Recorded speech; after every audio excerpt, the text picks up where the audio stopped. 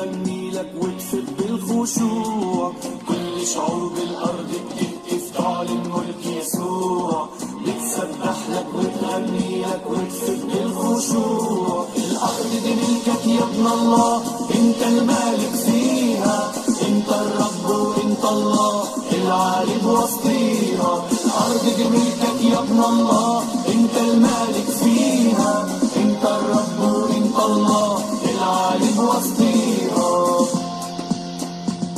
شايفينك وانت بتمشي يا رب، سلطانك وسطينا، وبتعلن ملكك ملك الحب يا منور أراضينا. شايفينك وانت بتمشي يا رب، سلطانك وسطينا، وبتعلن ملكك ملك الحب يا منور أراضينا. الأرض دي ملكك يا ابن الله، انت المالك فيها، انت الرب وانت الله العالي بوسطيها. الأرض دي ملكك يا ابن الله، انت المالك فيها، انت الرب وانت الله العالي بوسطيها.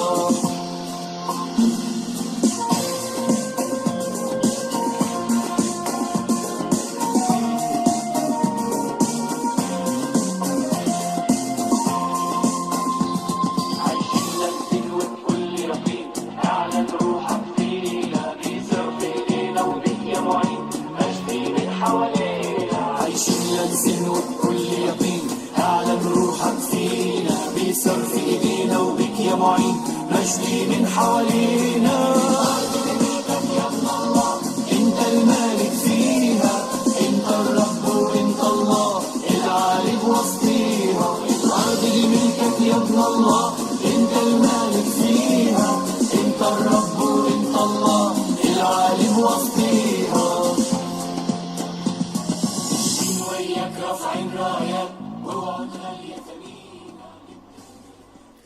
La France dans la sainteté, rebonjour. Bonjour. Bonjour, frère Junior. Tout le monde est en position, n'est-ce pas? En place. Le frère Willy, il est toujours présent.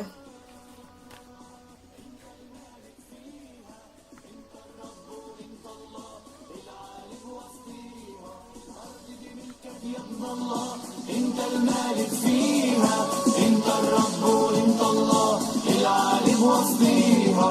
الارض دي ملكك يا ابن الله، انت المالك فيها، انت الرب وانت الله العالي بوسطيها. بلدنا دي ملكك يا ابن الله، انت المالك فيها، انت الرب وانت الله العالي بوسطيها. بيوتنا دي ملكك يا ابن الله، انت المالك فيها، انت الرب وانت الله العالي بوسطيها. حياتنا دي ملكك يا ابن الله، انت المالك فيها، انت الرب وانت الله العالي بوسطيها.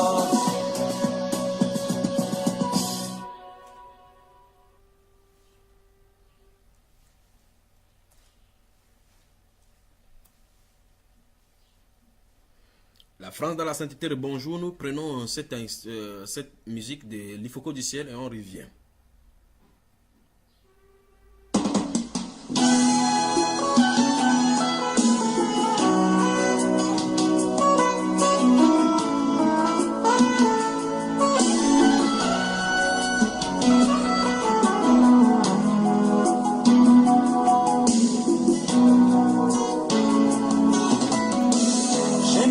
Jamais vu un homme qui passe près de la croix et reste le même. Quelque chose doit se passer dans son cœur.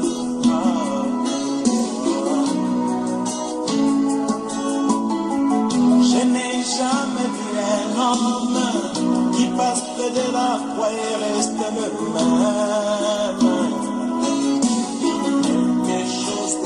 Passer dans son cœur.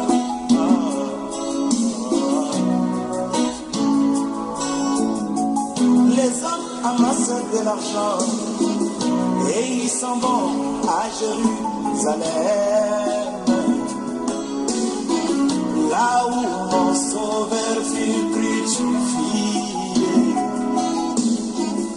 Ils s'en vont comme de grands touristes, rentre tout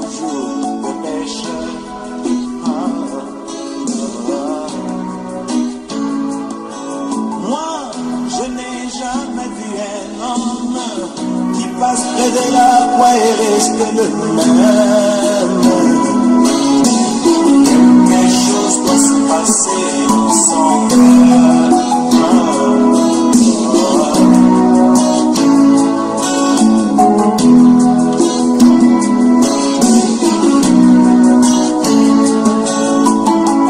Les autres s'en vont dans des églises et ils s'agenouillent devant un morceau de bois. Et ils se représentent comme la croix de Jésus.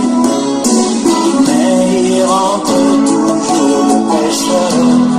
Mais où est la croix?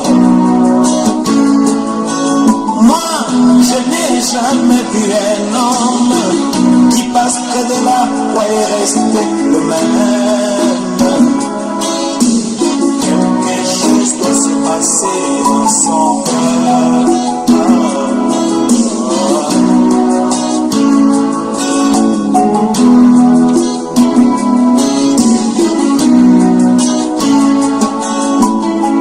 Les autres s'en vont dans des musées et ils peuvent bien attraper cette croix. Mais ce n'est qu'une croix physique. Et où est celui qui pardonne? Et il rentre 3 fois des pécheurs. Mais où est la croix? Je n'ai jamais vu un homme qui passe près de la croix et reste le même. Quelque chose doit se passer dans son cœur.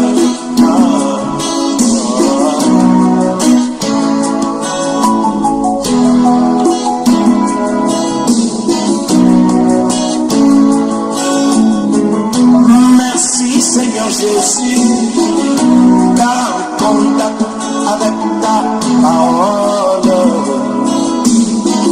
moi j'ai bien trouvé cette croix. Ce n'est plus une croix physique, et quelque chose qui se passe dans mon cœur.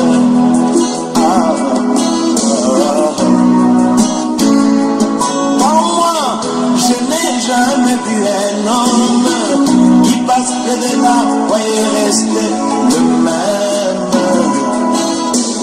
Quelque chose qui se passe dans mon cœur.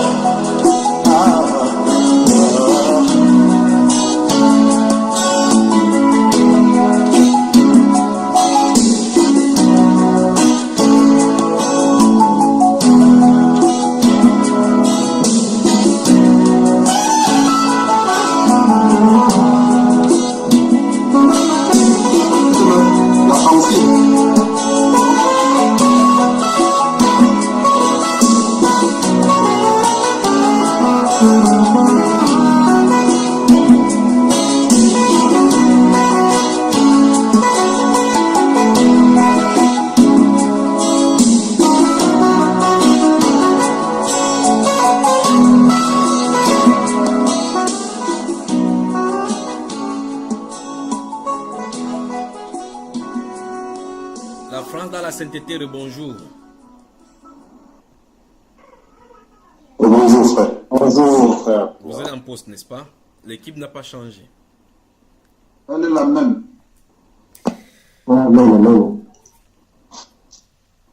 C'est une joie immense pour moi de vous servir sur cette terre.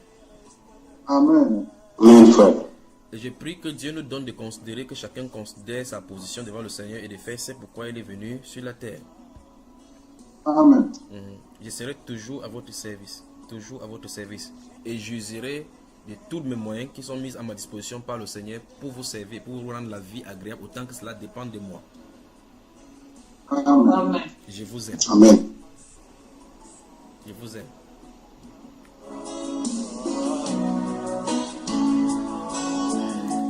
Les hommes amassent de l'argent et ils s'en vont à Jérusalem, là où mon sauveur fut crucifié.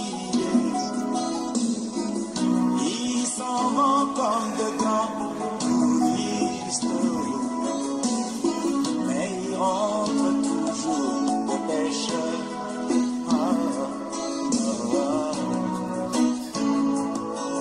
Moi, je n'ai jamais vu un homme qui passe près de la croix et reste le même.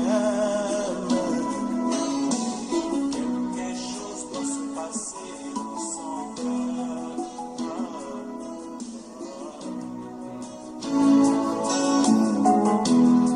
Le frère Benjamin, bonsoir. Bonjour encore.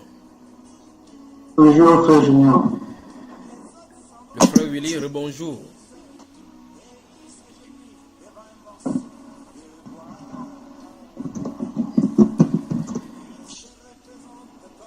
La sœur Hélène est toujours positionnée. Rebonjour.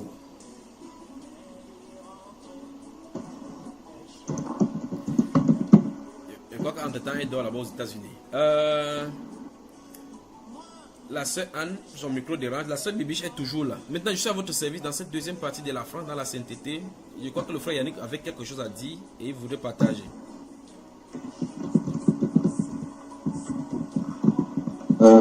Frère, en fait, ce que j'ai dit, j'ai partagé sur la plateforme, hein, la vidéo, je l'ai retrouvée. Oui.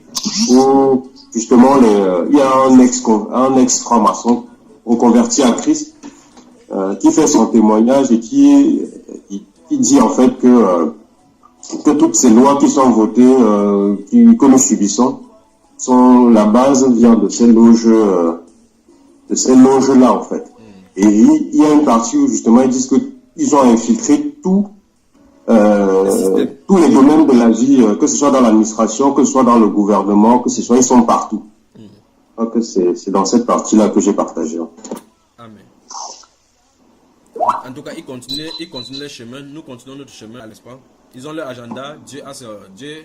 Sinon, bonjour et bienvenue encore dans l'espace, la France dans la sainteté. Amen. Bonjour frère. Voilà. Alors, s'il n'y a plus de questions, on prend les Saintes Écritures, on laisse que le Seigneur nous parle de certaines grandes vérités de la Bible et des choses qui nous attendent en tant qu'Église. Qu'est-ce que vous en pensez? Amen. Frère Junior, j'avais une question à vous faire. Qui parle? Frère Benjamin, oui. J'avais une question à vous faire, en fait, le sujet sur les enfants d'Anak là. Oui. Au chapitre 14, en fait, il y a une expression là-bas qui me dérange un peu et j'aimerais comprendre en fait ce que ça veut dire. Le chapitre 14 au verset 9. Des nombres. Des nombres. Vous dites seulement, ne soyez point rebelles contre l'Éternel et ne craignez point les gens de ce pays, car ils nous serviront de pâture, ils n'ont plus d'ombrage pour les couvrir. L'Éternel est avec nous, ne les craignez point. En fait, cette expression, ils n'ont plus d'ombrage pour les couvrir. Voilà, donc effectivement, on comprend là, effectivement, parce qu'Israël est sous la protection de Dieu, donc Dieu les couvre. Ceux-ci ont également une couverture. Donc c'est vrai que ceux-là ont une divinité, n'est-ce pas, frère? Donc les Israéliens comprenaient que non seulement la guerre était physique, parce que ceux-ci étaient manifestement grotesques sur le plan physique, mais aussi ils avaient une couverture spirituelle. Vous voyez là où on en est, n'est-ce pas? Ils n'ont plus d'ombrage pour les couvrir. Ça veut dire qu'il n'y aura plus de protection, ils n'auront plus de ressources. D'accord? C'est vrai, on dit clairement que la guerre était spirituelle. Et ceux-ci ont une divinité au-dessus d'eux. Le frère Oswald, maintenant, on voit le frère Oswald. Mon frère bien-aimé, comment tu vas? Merci, frère. Merci. Frère Oswald, je ne sais pas s'il nous entend. Quelqu'un a-t-il encore des questions? C'est lui que son micro. Frère. Oui.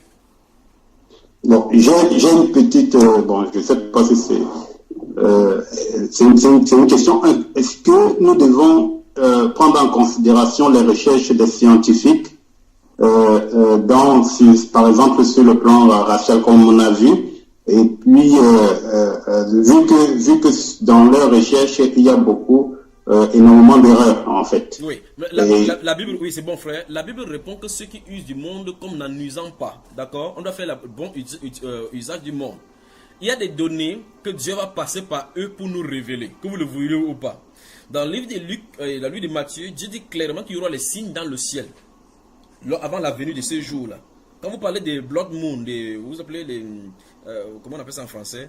La lune, l'éclipse du soleil, l'éclipse de la lune, par exemple, le 27 juillet dernier, se trouvait l'éclipse totale de lunaire, n'est-ce pas, la lune. Et vous voyez effectivement que lors de ces manifestations, les scientifiques le disent et ils calculent longtemps avant. Dieu a inscrit certaines choses dans les étoiles et qui permettent tout simplement aux scientifiques de nous les révéler. Ils croient effectivement qu'ils sont de faire leurs recherches. Ils vont faire des erreurs quand ils vont le faire. Souvenez-vous que le diable travaille au service des dieux. Les mages qui sont venus à Jérusalem pour voir la naissance du Messie, ils ont contacté les étoiles. Mais ceux qui lisaient la Bible n'en savaient rien par rapport à la naissance de cette étoile. Par rapport même à l'existence de cette grande étoile-là, qui se trouvait dans la configuration des signes astrologiques. Vous voyez là, n'est-ce pas? Mais le renseignement qu'ils sont venus nous donner était vêtement réel. Est-ce à dire que le simple fait qu'on croit que les mages ont vu l'étoile veut dire qu'on croit aux mages? Que non. Est-ce à dire que Dieu dit maintenant que, ok, il croit maintenant, il veut maintenant qu'on croit aux mages et qu'on commence à les rechercher? Que non. Ça veut dire que les hommes sages prennent tout simplement le renseignement qu'ils donnent et regardent maintenant la lumière de la parole de Dieu pour regarder quel temps nous vivons. Dieu leur a demandé de travailler pour nous, comme le diable est à notre service. D'accord, mes chers frères? Amen. Voilà. Amen, frère. Des questions? Oui, j'ai une question, président. Oui, ma question se trouve dans Acte 7, au verset 42. Frère Achille, il ne faudrait pas qu'on dise ici, dans la première partie, on avait dit que les hommes soient galants. Pas vrai? Donc, permettons que la femme parle et puis par la suite. Oui, la sœur Julie, question. Oui, frère, par rapport à ce que tu viens de dire tout à l'heure, par rapport aux lois qu'on vote ici, j'aimerais interpeller par exemple les sœurs, parce que comme tu dis souvent dans tes prédications, le Satan est le meilleur ami de la femme. Donc ça veut dire que nous, dans ce projet, il cible beaucoup la femme parce qu'il sait que nous sommes beaucoup manipulables. Oui. Donc du coup, ces lois-là font en sorte qu'on propose beaucoup de choses en la faveur de la femme, qui va à l'encontre de la parole de Dieu. Oui. Et nous, maintenant, chrétiens, nous avons décidé de suivre le Seigneur. Nous ne devons pas prendre le modèle qu'il nous donne, prendre ce qu'il nous donne pour modèle. On doit regarder selon les Écritures, ce que Dieu demande à la femme. Parce qu'ici, ils ont mis tellement d'aide pour la femme, parce que toujours dans le but de détruire le socle familial. Il y a beaucoup de femmes qui viennent de l'Afrique, on les propose ces aides, elles quittent leur mari, parce que ici, en tant que femme seule, tu bénéficies de beaucoup de choses. Oui. Moi, par exemple, dans mon cas, une fois, ils m'ont dit, par rapport au fait que je voulais travailler, je voulais faire garder les enfants, ils m'ont dit que je suis mariée, je n'ai pas droit à l'aide. Et je leur ai dit que, mais, qu'est-ce que ça veut dire? Il m'a dit, fais comme les autres. Donc, ça veut dire quoi? C'est pas toi. Parce que je connais aussi un couple qui se sont séparés officiellement pour bénéficier des aides et derrière, ils sont ensemble, ils sont séparés officiellement. Ils ont dit on va les traiter dans leur loi là. Ils se séparent pour avoir de l'aide et ils vivent continuer ensemble. Voilà. Ils divorcent sur le plan juridique, mais ils vivent ensemble pour bénéficier des aides. Donc, ceci pour dire que nous, chrétiennes, on ne doit pas tomber dans ce piège où on nous présente. Quand tu es seul, on te donne la maison, tu as les enfants et tout ça, ils te donnent plein de choses, mais tu vas vivre la tristesse. Pourquoi? Sous réserve que vous déshonorez Dieu et brisez la loi de Dieu, les lois de Dieu. C'est ça? Exactement. Voilà. Et maintenant, derrière tout ça, ce que je voudrais dire, enfin, je voudrais poser comme question, c'est que nous, maintenant, les femmes, selon la Bible, c'est vrai, on m'adresse sur nous et la Bible a raison parce que nous sommes manipulables. On nous dit toujours qu'on ne doit pas faire ça, on ne doit pas faire ça, on ne doit pas faire ça. Maintenant, qu'est-ce que nous devons, qu'est-ce que Dieu attend de nous, selon les Écritures? Qu'est-ce qu'on doit faire? Quelle est notre place en fait? Qu'est-ce que nous, on doit exercer dans le corps de Christ? Sachant que quand le Saint-Esprit vient, il vient avec ses dons, que ce soit pour la femme ou les hommes. Comment nous devons exercer ces dons-là dans le respect de Christ? Bonne question. Mais là maintenant, il va falloir maintenant faire la part des choses entre les dons spirituels et le don ministériel. C'est-à-dire que le service qu'on a à rendre sous réserve qu'il y ait les manifestations des dons spirituels, c'est autre chose. Je crois que j'en ai fait cas de cela dans l'enseignement qui est sur Bamba Iba en deux parties, la place et le rôle de la femme dans le dessein et le plan de Dieu. On va y revenir. Mais on va y revenir des plus belles dans un autre enseignement, si vous le permettez, pour que les femmes sachent exactement ce qu'est leur place. Mais dès la base, la femme doit d'abord savoir et comprendre qu'elle est un outil entre les mains de Satan pour être manipulée. Et si vous regardez dans les statistiques, justement, comme ma soeur en a signifié, vous allez voir effectivement qu'au milieu de la jeunesse, il y a beaucoup cette recrudescence dans des divorces. Et même au milieu des gens, des gens de grandes personnalités. vous voyez effectivement que Satan est là pour la dislocation de la famille. Et donc, comme tu le disais dans ton exhortation, les sœurs doivent comprendre, enfin, maintenant, les sœurs doivent comprendre que la loi de Dieu ne doit être, ce n'est pas négociable. Même si les euros, 700 euros par mois est une bonne chose, si on le fait par deux, l'homme de l'autre côté, ça peut faire 1400 euros, c'est quand même 1400 euros contre la loi de Dieu. Donc nous allons revenir sur la place et le rôle de la femme. Là, souvenez-vous, cette place et le rôle de la femme dans le corps de Christ n'est pas associé par un homme. Ce n'est pas un homme qui lui dicte cette loi-là, cette place-là. On définit seulement ce que c'est que la femme. Et puis, Dieu maintenant, dans sa souveraineté, dit telle femme doit s'occuper de telle tâche. Nous allons y revenir donc dans un autre enseignement. D'accord, ma soeur? Rappelons-nous cela, écrivez tout simplement cela pour qu'on voit cela et on examine plus tard. D'accord? Le frère Achille avait la parole tout à l'heure. Quand Madame Landreau se rapproche, il y a comme l'impression qu'elle a une question qu'elle veut bombarder. Oui. Ok, justement, ce matin, en fait, j'ai lu Actes des Apôtres au chapitre 7. En fait, je ne sais pas si c'est là, parce que, oui, c'est Actes des Apôtres, chapitre 7. Oui. À partir du verset 20, on dit, à cette époque naquit Moïse qui était beau aux yeux de Dieu. C'est justement là la première des choses qui m'a marqué, qu'il veut dire être beau aux yeux de Dieu. Parce qu'il y a autre chose qu'on doit comprendre derrière. Ça, c'est la première des choses. Vous êtes trop Mais fort. ce qui m'a... Alors, ouais. Oui, non, je dis vous êtes trop fort. Qui était beau aux yeux de Dieu. Oui. Et puis au verset 42, de Actes des Apôtres, on dit, alors Dieu s'est détourné, pardon, parce que justement, avant, ils se sont livrés, ils ont fait le veau d'or et tout avec Aaron. Maintenant, à la fin, on dit, alors Dieu se détourna et les livra au culte de l'armée du ciel, oui. auquel était écrit les prophètes. Justement, ce que veut dire livrer au culte de l'armée du ciel. Voilà. Donc on va commencer par le dernier, le culte de l'armée du ciel. Ouvre Deutéronome chapitre 4. Deutéronome chapitre 4. On va voir ce culte de l'armée du ciel là. Je crois que nous avons ça en plein aujourd'hui pour les amateurs catholiques là et les amateurs musulmans. Vous voyez effectivement que les deux ici servent exactement l'armée du ciel. Les armées du ciel. Voilà. Nous allons découvrir cela maintenant, que ce que Dieu a reproché comme ça, ce que Dieu a parlé, là c'est ce que les gens sont de servir, le culte de l'armée du ciel. Nous allons voir effectivement ce que c'est que cette armée du ciel et quel est le culte qu'il donne à ce que les gens puissent faire. Et Dieu leur avait averti par rapport à cela. D'accord? Les musulmans le font. Voilà. On y va. Verset 15 à 19. Qu'est-ce que ça dit de Deutéronome chapitre 4? Je crois que le frère Achille, il faut lire, ta connexion est bonne et stable. Je crois que madame est allée enfermer l'enfant quelque part pour lui donner le lait entre les bouches pour qu'il ne bavade plus. Alors, lis mon frère. Deutéronome 4, verset 15 à 19. Deutéronome 4, verset 15 à 19. Je lis. Puisque vous n'avez vu aucune figure le jour où l'Éternel vous parla du milieu du feu à Horeb, veillez attentivement sur vos âmes, de peur que vous ne vous corrompiez et que vous ne vous fassiez une image taillée, une représentation de quelques idoles, la figure d'un homme ou d'une femme, la figure d'un animal ou qui soit sur la terre, la figure d'un oiseau qui vole dans les cieux, la figure d'une bête qui rampe sur le sol, la figure d'un poisson qui vit dans les eaux au-dessus de la terre. Veille sur ton âme de peur que, levant tes yeux vers le ciel et voyant le soleil, la lune et les étoiles, toute l'armée des cieux, tu ne sois entraîné à te prosterner en leur présence et à leur rendre un culte. 2 points. Ce sont les choses que l'Éternel, ton Dieu, a données en partage à tous les peuples sous le ciel tout entier. Voilà, c'est bon. Vous voyez effectivement que Dieu les avait mis en garde que l'armée du ciel, c'est-à-dire que les démons, c'est que l'apôtre Paul explique que les dominations dans les lieux célestes.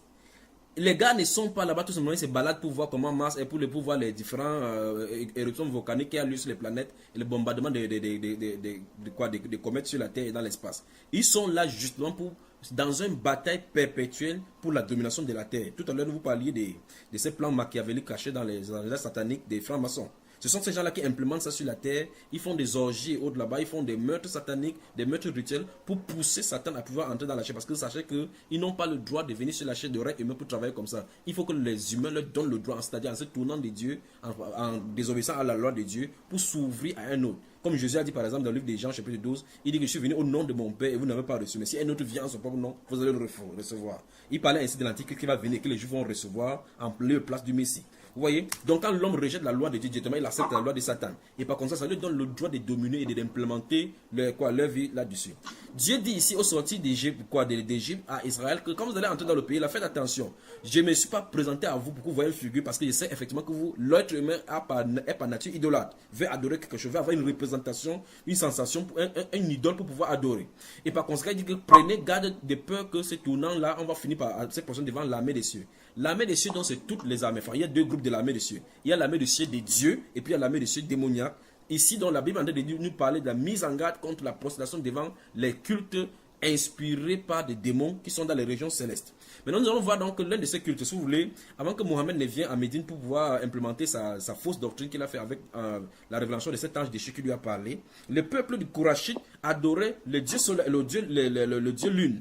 Vous voyez cette croissance lunaire, avant que Mohammed ne vienne, cette lune avec l'étoile là-bas était déjà adorée sur place, qui est le symbole maintenant sur les mosquées. La même chose avec la religion catholique que nous avons aujourd'hui. Avant que les catholiques viennent sur la place, nous avons les gens qui adoraient le dieu soleil. Vous voyez Nimrod l'avait adoré, les Babyloniens l'avaient adoré. Donc ça n'est que les transmutations au fil du temps et habillées avec d'autres langages, des similitudes d'une certaine religion pour faire la panache afin que Satan puisse régner sur la terre. Et finalement, cette différence, vous voyez, pour ceux qui parlent de l'œcuménisme, vous allez voir effectivement qu'on dessine un rond avec les différents symboles des différentes religions tout autour pour dire qu'ils ont un même Dieu, un même but. Mais pourtant, c'est l'œcuménisme pour donner le pouvoir à l'Antichrist.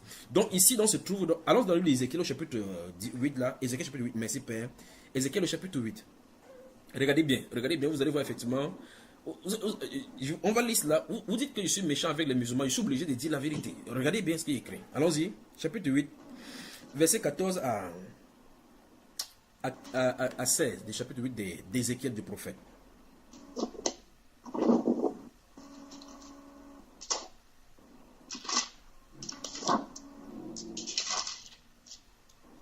Prenez le temps de lire tout le chapitre 8. J'ai juste pris cette portion-là, de verset 14 à 16. Allons-y.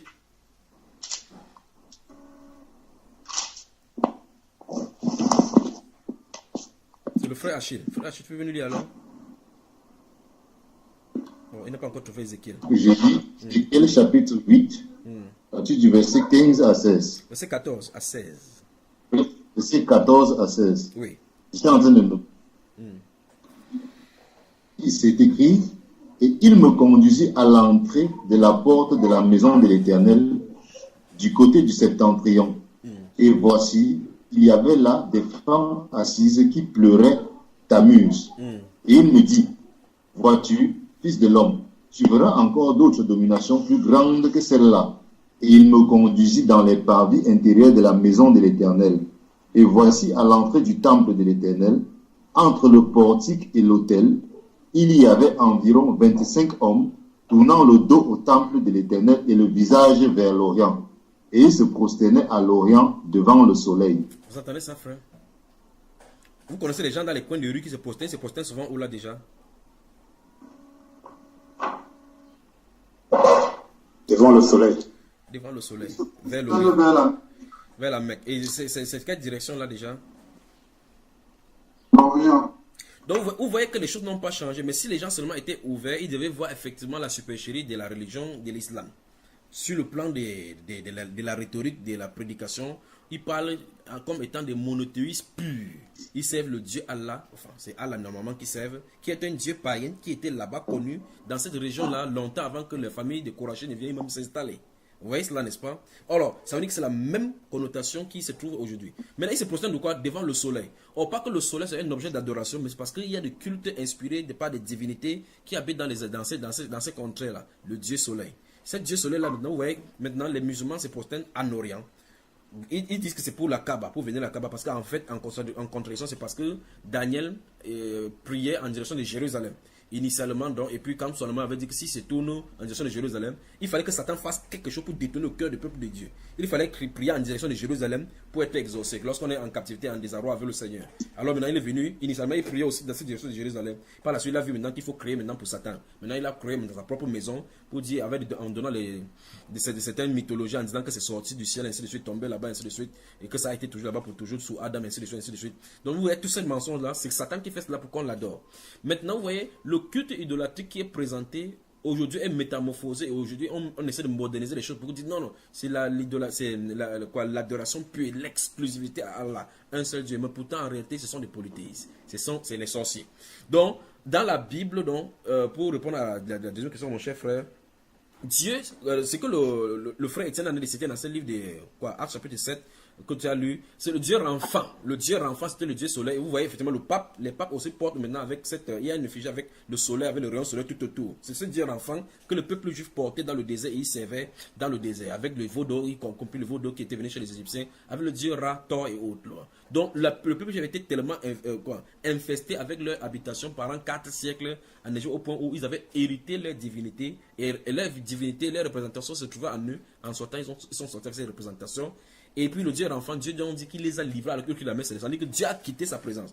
Si vous lisez c'est Ézéchiel chapitre 8, vous allez voir effectivement au verset 6, et il dit, et me dit, fils de l'homme, vois-tu ce qu'ils font, les grandes abominations que commet ici la maison d'Israël, pour que je m'éloigne de mon sanctuaire. Donc quand il commet cette abomination, Dieu ne peut pas donner sa gloire, partager sa gloire avec une autre personne. Dans le dernier Samuel, vous allez voir effectivement comment on va amener l'arche de l'alliance chez les Philistins. On va déposer dans le temple du Dieu Dagon. Quand on va déposer l'arche de l'alliance dans un temple de divinités étrangères, la divinité, on va retrouver le matin prosterné, frappé au sol. Ils vont se lever, ils vont dire qu'est-ce qui est arrivé à notre Dieu Dagon. Ils vont venir encore prendre cette divinité, les déposer debout. La nuit, ils vont venir maintenant, c'est tombé sur le pied et puis ça, la tête et autres étaient cassées. Vous voyez effectivement que Dieu ne peut pas rester là où il y a cette divinité-là. Parce qu'il a lui seul l'exclusivité d'adoration. Vous voyez, tu n'auras point devant le Seigneur aucun autre Dieu. Par conséquent, toute personne donc qui mélangeait le culte de Dieu avec autre culte, Dieu s'est retiré, comme il le dit dans le livre d'Ézéchiel. Quand Dieu s'est retiré, donc, il dit qu'il les a livrés donc, au désir de leur cœur. C'est-à-dire que adorez donc votre Dieu, comme vous allez dire. Dans le livre de Jérémie au chapitre 7, nous allons voir cette manifestation-là que le peuple juif voudrait véritablement adorer. Et ils ont décidé d'adorer que vaille la reine du ciel. Et ils ont dit qu'en adorant la reine du ciel, ils ont le pain, la nourriture et le gâteau. Vous voyez, parce que l'éternel Dieu, le Dieu des chrétiens, est tellement lent à répondre. On prie, on ne sait même jamais quand il va répondre. Et par conséquent, Marie était là. Marie, regardez, on parle encore dans ce livre de... Je ne sais pas si je vais vite là, je m'entends seulement courir là. On voit dans ce livre de... C'est bon, frère? C'est bon, c'est bon. Ouf. On voit ici Tammuz. Vous voyez que cette femme-là, le groupe de femmes pleure Tammuz. Tammuz, donc, c'est cette divinité encore féminine qui parle c'est ce que vous appelez Marie aujourd'hui. Disons, ce sont des légionnaires de Marie ici. Ça n'a pas commencé aujourd'hui. Tous ces gens-là qu'on donne le nom moderne, ce sont l'idolâtrie qui s'est passée avant. Vous allez voir les femmes qui vont dire, nous sommes les légionnaires de Marie, nous annonçons Marie, nous sommes là pour honorer Marie. Mais ils ne savent pas que ce sont des ancêtres lointains des divinités païennes qui se trouvaient au milieu des peuples païens. Et Dieu dit clairement, dans ce livre que vous avez lu dans Deutéronome, il dit que ce n'est pas l'exclusivité juive, c'est d'adorer le Dieu d'Israël. Et il a donné aux dieux des autres nations d'adorer. Ça se pose donc qu'avant que Israël ne vienne sur la scène avec le Dieu qui s'est révélé en Israël, tous les peuples servaient les divinités sous une forme ou une autre, donc des démons. Quand on parle de divinité, comprenez donc que ce sont des esprits qui veulent l'adoration qui est normalement devrait être donnée à notre grand Dieu, le seul Dieu et unique Dieu. Cette adoration-là, les gens les dispersent. D'autres appellent maintenant le football les divinités. On parle même de Dieu des footballs. Quand on parle de Dieu des footballs, vous avez comme l'impression que c'est juste une expression. Mais ceux qui sont des initiés savent de quoi il est question. Ils savent que ce sont des divinités, les démons qui sont derrière. D'abord même, je crois que c'est, je ne sais pas si c'est ici qu'on en a parlé avec l'expression Olympe, n'est-ce pas? Quand on parle des Jeux Olympiques, vous, qui est Olympe?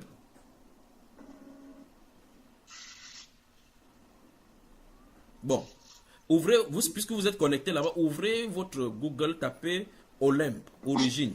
Et puis vous me dites ce que ça veut dire. On va, avant qu'on continue.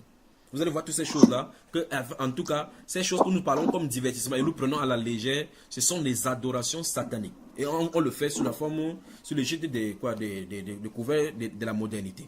Alors donc, essayez de regarder là et pour nous donner le résultat pour que nous puissions partager ce Bamba Iba à tous ceux qui nous écoutent. Que Dieu vous bénisse. Nous attendons. Quand vous aurez trouvé l'origine du mot Olympe et autres, vous nous dites.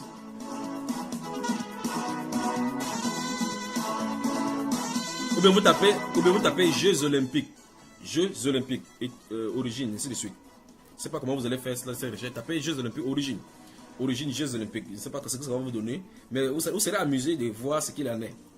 Celui qui a trouvé nous lit.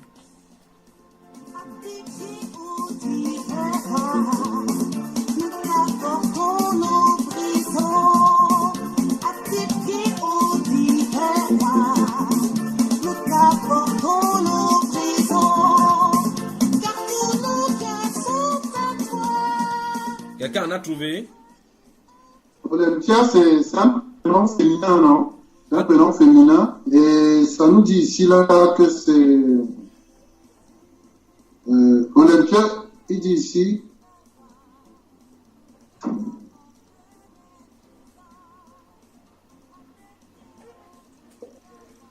On nous dit Olympia signifie ici journal des femmes. Hein? Non, laisse Olympiade, laisse les femmes tranquilles. Tape Jeux olympiques, origine des Jeux olympiques. Le frère Achille, attends un peu, le frère Achille regarde là comme s'il a découvert quelque chose. Le scientifique des Jésus. Les Jeux olympiques, appelés aussi les JO, les Jeux des Olympiques en anglais, Olympic Games ou Olympics. Oui. En grec ancien, bon, il y a le mot ancien, oi, olympique, olympiakoi, agons. En grec moderne, olympiaki, agones. Également, c'est dire, sont des événements sportifs internationaux majeurs regroupant les sports d'été et d'hiver, auxquels des milliers d'athlètes participent à travers différentes compétitions.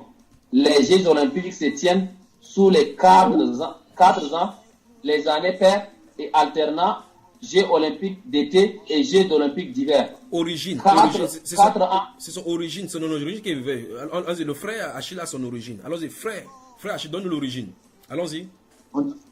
On dit ici que les Jeux olympiques antiques sont des concours sportifs pentériques organisés entre les cités grecques antiques. Oui. Ils sont créés au cours du 8e siècle avant Jésus-Christ dans le cadre d'un festival religieux en l'honneur de Zeus olympien et perdu pendant plus de 1000 ans. Voilà. En résumé, à l'origine, ce sport, c'est pour honorer qui? C'est écrit ici, frère, j'ai quelque chose ici encore. Oui. Signification de ce nom Olympe, là, comme tu dis là. Oui. Il dit le prénom Olympe vient du grec Olympos, qui est un nom d'une montagne sacrée. Oui. Pour opposer les dieux grecs. Les dieux grecs. Les dieux grecs. N'est-ce pas? Les dieux grecs. Alors maintenant, ça veut dire que finalement, on a organisé une fête. Souvenez-vous que d'après la division que le frère Achille a trouvée là-bas, les Jeux olympiques étaient initialement, n'étaient pas faits, c'était organisé entre les cités pour se réjouir et célébrer. C'était une fête religieuse. Donc quand vous partez à l'église, là, eux ils partaient dans leur style de rassemblement. Mais nous voici maintenant dans la modernité. On fait tout et tout pour essayer d'occulter cela dans le cadre moderne. On dit non, c'est pour réunir les peuples. Et vous voyez effectivement que le symbole, donc, ce sont les 5 continents ensemble. C'est pour montrer clairement que Zeus doit dominer sur le monde. Vous voyez qui c'est Zeus, n'est-ce pas? Et voici les chrétiens donc qui prient que Dieu leur donne de gagner les médailles olympiques. Ces médailles olympiques sur lesquelles est estampillé maintenant que tu es un serviteur des Zeus. Tu as vraiment combattu, les esprits des Zeus t'ont vraiment soutenu. J'ai encore un autre truc ici qui dit que on peut souhaiter leur fête aux Olympiques du 25 juillet. On honore à cette occasion Sainte Olympe qui vécut je crois bien c'est au 6e siècle. Ce sont les catholiques. C'est comme ça que les catholiques prennent effectivement pour commencer à christianiser la chose, pour essayer de banaliser la chose en disant que Saint Olympe, qui laisse l'affaire là. Saint Olympe, on a déjà vu l'origine. C'est 800 ans avant, au 8e siècle avant Jésus-Christ. Donc s'il parle maintenant aussi qui a vécu au 6e siècle, on ne sait pas qui est saint. C'est un faux truc de l'Église catholique là-bas. Donc nous retenons qu'à l'origine, les Jeux olympiques étaient une fête religieuse organisée dans les cités grecques pour honorer le dieu Zeus. C'est ce qui est écrit, n'est-ce pas? Donc vous voyez que l'adoration, vous voyez dans les enseignements, il vous pose la question, dans les enseignements, il dit posez-vous des questions. Dans la Bible, on voit Tammuz, on voit Pharaon, on voit ces dieux grecs et ainsi de suite là-bas. Où sont-ils partis? On ne les voit plus. Qu'est-ce qu'il dit? Il dit ils sont disséminés dans le sport, disséminés dans la musique, disséminés dans l'éducation, disséminés dans l'armée, disséminés dans toutes ces choses-là que vous voyez dont les hommes prennent plaisir. Ce sont ces divinités qui sont derrière. Vous êtes avec moi? Maintenant, la plus grande menace, c'est qui se trouve dans la religion. Je crois que tout à l'heure, j'ai cité Anton Slandon Lavie qui a dit dans le titre 9, verset 8 de Tite 9, que le verset 9, que Satan est le meilleur ami de l'église depuis longtemps, et le sera pour toujours. Satan est à l'intérieur de l'église. Vous voyez cela? Il est à l'intérieur, avec des noms différents, avec des couvertures différentes. Nous voici donc en pleine adoration du culte de Dieu Soleil. Nous voici en pleine adoration du culte. Donc, vous voyez, je crois que vous avez vu dans le livre des psaumes 121 ou le psaume 119 comment Dieu dit clairement qu'il a créé la lune pour marquer des temps, n'est-ce pas? Maintenant, Dieu dit ici, dans ce livre de Deutéronome que le frère a lu, qu'on fasse attention de ne pas se tourner vers le ciel pour prosterner devant le soleil, devant toute l'armée du ciel. Maintenant, Dieu dit qu'il a créé la lune et le soleil pour marquer des temps et des époques. Maintenant, le culte lunaire est fait spécifiquement pour les musulmans. De l'autre côté, le culte catholique est spécifiquement le culte soleil. Les différents saints sont représentés avec les lunes derrière pour montrer effectivement que c'est Apollon qui sert. Alors que les musulmans, eux, se tournent là-bas au-dessus de la mosquée, ça signifie que c'est le Dieu lune qui est là-bas qui est servi. Donc, effectivement, les deux grandes religions du monde sont contrôlées par les deux grandes entités démoniaques qui règnent sur le plan spirituel, le soleil et la lune. Amen. C'est terrible. Terrible. Merci. Frère, et un chrétien, alors peut pratiquer ce sport-là, un chrétien qui craint réellement Dieu, je ne parle pas des chrétiens religieux, qui craint réellement Dieu. Non, j'arrange ta question en te la posant. Ma soeur, est-ce qu'un chrétien qui craint réellement Dieu doit adorer Zeus? Non. Voilà, donc le chapitre 7 de Matthieu, des Actes des Apôtres, verset 20, donne qui faisait l'état de Moïse, la naissance, à cette époque, naquit Moïse, et l'Éternel Dieu vit qu'il était beau. Le premier nous posait la question, quel est le langage qui se cache derrière? L'Éternel vit qu'il était beau, n'est-ce pas? Beau de figure. Je crois que Hébreu 11, 23 le répond, non? Réponds-le, mon frère. Je vous ai déjà dit que vous me posez un peu de questions difficiles. J'ai des frères ici. Merci, mon frère Christian. Hébreu 11, 23 te répond. Voilà. Non, frère. Voilà, donc Hébreu 3. On continue dans la question. Y a-t-il des questions? Quelqu'un a-t-il d'autres questions? Merci. Hébreu 11, verset 23. Merci. Merci beaucoup. Il n'y a pas meilleure réponse que celle-là. Des questions? J'ai une question. Allô, frère, j'ai une question. Voilà, donc on va aller en ordre. Le frère Olivier d'abord. Non, c'est la maternité. Attends d'abord le temps que l'enfant va. Le frère Yannick qui parlait, le frère Benjeni.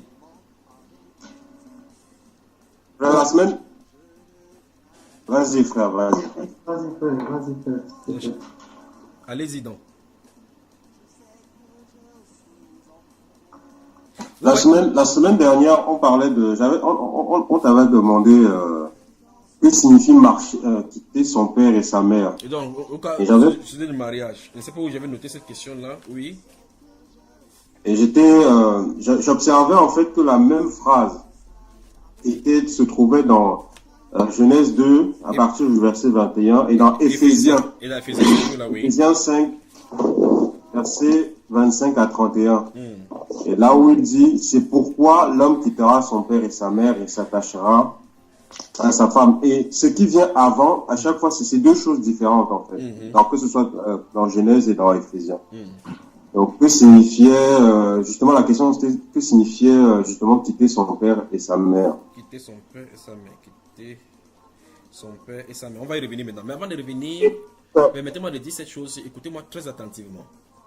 L'époque où nous sommes en train de nous avancer, c'est une époque de grandes adorations des esprits séducteurs. En fait, nous y sommes en plein. Vous m'entendez? La connexion est bonne là? Amen. Amen, frère. Amen. Donc, je disais donc que l'époque où nous sommes en train de nous avancer, c'est une époque de grandes séductions. Des adorateurs vont naître, préparés. Enfin, vous voyez cela dans la religion moins orientale, avec ces réunions avec les yogistes qui parlent maintenant des réunions des cultes pour la paix, parce que nous servons tous le même Dieu. C'est un piège du diable. C'est pour réunir dans la religion mondiale. Mais maintenant, ce que je veux dire, c'est que l'époque où nous sommes en train de vivre, pour être chrétien, il faut être un vrai chrétien. Pour être un chrétien, il faut accepter qu'on te colle l'étiquette de chrétien fanatique. Parce que si vous n'êtes pas fanatique, vous n'allez pas vous en sortir. Vous allez tolérer le péché. Et Satan va faire des temps qu'il ne vous donne pas le péché grosso modo. Il vous présente le péché sous un angle que vous toléreriez à ce degré. Lorsque vous avez pris ce degré, un peu comme ceux qui saoulent, vous ne buvez pas une grande quantité pour saouler. Vous mettez une goutte, puis une autre goutte, puis une autre goutte. Et à un moment donné, maintenant, tu commences à voir maintenant trois. Tu vois les yeux de quelqu'un, tu penses qu'il a 4 yeux alors que c'est 2 yeux qu'il voit. Donc, vous n'êtes pas radical pour couper dès le départ avec le petit péché que Satan propose. Vous allez finir par vous voir, après 5-6 ans, que vous avez accepté un grossier péché, croyant que vous avez accepté spontanément, alors que vous avez commencé à tolérer l'éloignement de la loi de Dieu au détriment de Satan et de sa vie. Par conséquent, vous voyez encore des chrétiens, avant dans leur maison, encore avec des films d'action. Ils disent que non, c'est Rambo. Ouh, j'ai adoré Arnold Schwarzenegger, c'est mon idole. Ils ne savent pas que la personne, prenez ce monsieur qu'on appelle Steven Spielberg. Vous parlez de la franc-maçonnerie tout à l'heure, et vous avez signifié qu'ils ont incorporé tous les domaines. Hollywood est manipulé par eux. Ils présentent, vous êtes surpris des dessins animés qui sont présentés. Vous dites que non, c'est quelqu'un qui a dessiné cela. Où est-ce qu'ils sont avec ce style de créatures? Des gens dans le spirituel connaissent ces créatures. Donc ils ont un agenda présenté, préparer l'humanité à recevoir ces esprits et les accepter comme des communs entre eux. Et donc c'est Steven Spielberg et autres grands réalisateurs sataniques présentent des films d'action. Des personnages que ces personnes se incarnent. C'est une représentation spirituelle des êtres qui désirent être adorés. Je ne sais pas si vous comprenez. Par conséquent, les chrétiens se trouvent maintenant en train de voir les films d'action. Des films de Jet Li, de Bruce Lee avec le dragon. Et ils voient effectivement le dragon derrière celui-là. Quelqu'un qui a fait alliance avec le dragon, qui est le symbole de Satan. Ils voient jusqu'à ce qu'il exerce. Et on met ça aux enfants. Les enfants commencent aussi à exercer. Cette tolérance doit cesser. Il doit avoir tolérance zéro avec la connotation avec le monde. Il y a une ligne qu'on doit tracer. On doit tracer cette ligne-là pour dire, je ne franchirai pas cette ligne. Vous dites, non, c'est quoi? C'est le divertissement. Dieu ne nous a pas envoyé sur la terre pour divertir. C'est pour l'adorer. Et vous ne pouvez pas adorer Dieu avec une sémence de Lucifer. Quand Jésus, notre Seigneur, sortait de la terre, il a dit, je m'en vais, le prince de ce monde se vient, il n'y a rien de lui en moi. Nous devrions nous poser la question, qu'a-t-il Satan comme sémence ou bien comme injection dans notre cœur? Si vous ne faites pas ce jugement clair de votre propre personnalité, vous aurez des problèmes. Il y a des choses que vous allez admettre que non, il faut laisser les gens dans leur liberté. Ce n'est pas quand même mal. J'écoute cette musique de Céline Dion parce que ça me touche beaucoup. Oh, Sadou. Quand Sadou parle comme ça, j'ai envie de pleurer. Tu as envie de pleurer. Tu ferais mieux de pleurer sur ton âme. Donc, toutes ces choses-là que nous avons admis, il faut le nettoyage. Si vous m'écoutez maintenant, vous avez cette musique des satanistes, grands satanistes que vous avez adoré. Que ce soit, je ne sais pas, Singila, Booba, ou c'est Booba, quoi. Il parle dans cette musique en bernant le Seigneur Jésus, en insultant le Messie, en insultant le sang de la croix. Mais un chrétien n'a d'écouter. Vous voyez un chrétien qui porte aujourd'hui des habits de, comment ça s'appelle, Wesley, vous appelez celui qui a le tatouage partout là. Et il insulte Jésus dans ses clips, en écrivant maintenant, il se prend même pour Jésus maintenant, puisqu'il parle comme étant le Messie de hip-hop qui amène l'évangile de hip-hop, c'est-à-dire que Lucifer. Et puis là maintenant, il présente, comment mon cher? Kanye West, merci frère. Alors, il porte une chemise où il écrit Jesus Store. Oui, alors Jesus Store pour faire référence ici à Jésus. Donc c'est lui le Jésus qui doit faire le tour du monde. Et les gens sont en train de porter. D'autres encore portent les têtes des monstres sur les ceintures et autres là. D'autres encore plus graves portent les ceintures de Dolce & Gabbana. Dolce & Gabbana, ce sont deux prostituées, enfin deux homosexuels qui ont décidé d'ouvrir l'industrie de leur société. Donc tu prends l'argent que Dieu t'a donné pour aller acheter des habits des homosexuels, pour implémenter leur marque et faire connaître leur marque dans la société. On a des problèmes. Il y a une ligne rouge qu'on ne doit pas franchir. Vous me suivez mes chers frères? Vous me suivez, n'est-ce pas? Donc il est temps qu'on nous taxe des fanatiques. Cette ligne-ci, si vous ne tracez pas, vous allez admettre que tôt ou tard, vous allez servir Lucifer sans vous en rendre compte. Jésus a dit, je m'en vais, le prince de ce monde se vient, il n'y a rien de lui en moi. Gardez-vous ce mot-là dans le livre de Jean, chapitre 14, verset 30. Il n'y a rien de lui en moi. Nous devons être exempts, irréprochables. Et par conséquent, souhaitez maintenant à vos enfants un bon avenir en leur exposant clairement la doctrine de l'évangile. Les gens, c'est vrai qu'à l'école, on va les tolérer en disant que non, pourquoi tu ne joues pas à Spider-Man. Les gens sont maintenant dans la religion de Satan au point où, vous voyez effectivement quand la rentrée scolaire va commencer, tout genre, depuis le stylo jusqu'aux chaussettes, c'est fait avec les estampilles lucifériens. Et le chrétien va acheter, il ne se pose pas de questions. Il dit non, je vais prier sur ça, Dieu va chasser. Spider-Man, c'est Spider-Man. Même si tu pries sur Spider-Man, tu ouvres les yeux, tu vas voir Spider-Man. Si tu vois quelque chose qui est avec le culte des morts, avec les autres, les têtes des morts là-dessus, mets la main, tu pries au nom de Dieu, que tu sanctifies n'importe comment. Quand tu vas ouvrir les yeux, c'est le culte des morts qui est là-bas. Vous ne prierez jamais D et G, Dolce & Gabbana sur une ceinture, ça va changer Dolce & Gabbana. Parce que dès le départ, c'est imbibé de la pensée satanique. Vous ne pouvez pas chercher cela. Il faut s'en séparer. Les idoles, on s'en sépare, on les brûle. Souvenez-vous de cela. Les idoles, on s'en sépare, on les brûle. Il n'y a pas deux manières de sanctifier. On ne sanctifie pas une idole en les prenant pour donner une autre pieux. Les idoles, avant que Élie ne rebâtisse l'autel de Dieu, il a dû renverser d'abord, nettoyer. Il faut le faire. Il faut renverser toute notre fondation, toutes ces choses qui sont en nous. D'accord, mes frères? Amen. Donc, gardez-vous à l'esprit que ces divinités sont glissées dans nos adorations, dans les corps. Ils sont glissés partout. Et par conséquent, nous devons veiller à cela. C'est que nous écoutons. Si vous m'écoutez, vous avez les musiques encore dites du monde là-bas, en disant que Longueur, c'est le défenseur de l'Afrique. Vous voyez comment il fait. Ah non, j'aime telle ou telle personne, Céline Dion, elle chante bien, sa voix est mélancolique. Qui chante au travers d'elle. Oh non, j'aime tel musicien, quand il chante, j'ai la chair de poule. La chair de poule, on risque d'être grillé sur les grillades de la poule directement. Donc faites attention, il faut s'en séparer. Il faut s'en séparer. La Bible déclare qu'on doit chanter les cantiques sous l'inspiration de la grâce. D'accord? La Bible n'a pas dit qu'on peut prendre des gens, c'est la perversion, comme les gens font aujourd'hui dans le milieu chrétien, que non, on peut prendre les paroles modifiées. We are the world. We are the world. Wow, Stevie Wonder. Quand j'entends ça, il chante bien. We are the world. Vous êtes du monde? Vous êtes du monde, frère? Et bien dans ce cas, comment un chrétien peut écouter ces choses et il est content que we are the world? Et vous entendez Michael Jackson dans ces chansons-là dit que clairement, et en parlant, vous voyez effectivement comment il chante, c'est bien, mais à l'intérieur de ces phrases, ils disent des mensonges de la Bible. Ils disent clairement, comme Jésus a transformé la pierre en pain, faisons aussi le temps que le monde soit transformé pour un bon meilleur. Vous avez vu dans la Bible, Jésus-Christ transformé la pierre en pain? Que non. Mais Satan lui avait proposé de transformer le pain, la pierre en pain. Il a rejeté ça clairement. Vous voyez, il n'a pas donné cela. Donc, vous voyez, le mensonge satanique introduit dans la musique. Et nous avons ça aujourd'hui au milieu de nous. Les gens sont en train de suivre. Il faut qu'on arrête ça. Vous n'êtes pas fanatique. Vous n'êtes pas disciple du Seigneur Jésus-Christ. Parce qu'il a dit clairement, il dit que si vous gardez mes commandements, vous suivez mes paroles, là vous serez vraiment mon disciple. Si vous m'aimez, gardez mes commandements. Amen. Amen. Que Dieu vous bénisse. Amen. Amen. Alors, Amen, frère. Amen. est-ce qu'on peut répondre? Le frère Benjamin voulait parler tout à l'heure avant que le frère Yannick. J'ai noté la question du frère Yannick. On va parler ça rapidement. On va prendre ça rapidement. Ma question, frère Junior, ça revient dans, en fait, cette communication. Bon, on a dans le monde ces gens qui disent l'Afrique est le berceau de l'humanité. Encore? On a vu. Non, frère, je me dirige ailleurs. Et on a vu par exemple Pharaon en Égypte qui était comme dominateur, le titre même de Satan qui était là-bas. Mais en lisant Apocalypse chapitre 11, au verset 8, là, à partir du verset 7, parlant des deux, ils m'ont dit, quand ils auront achevé leur témoignage, la bête qui monte de l'abîme leur fera la guerre, les vaincra et les tuera. Et leurs cadavres seront sur la place de la grande ville qui est appelée, dans un sens spirituel, Sodome et Égypte. Oui. Là même où leur Seigneur a été crucifié. Donc, ce Sodome qui est la ville où il y avait toutes les abominations, et Égypte qui est caractérisée par Pharaon avec toute sa magie. En fait. Oui, frère.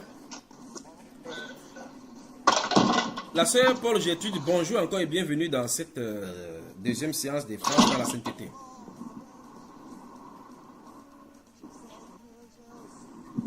Voilà. Le frère Benjamin, j'ai pas suivi ta question. La question c'est quoi? La question est derrière la communication, derrière ce sens spirituel, Sodome et Égypte, en fait. Qu'est-ce que le Saint-Esprit veut en fait dire par là? Ouvrons Ésaïe au chapitre 1. Ouvre Ésaïe chapitre 1.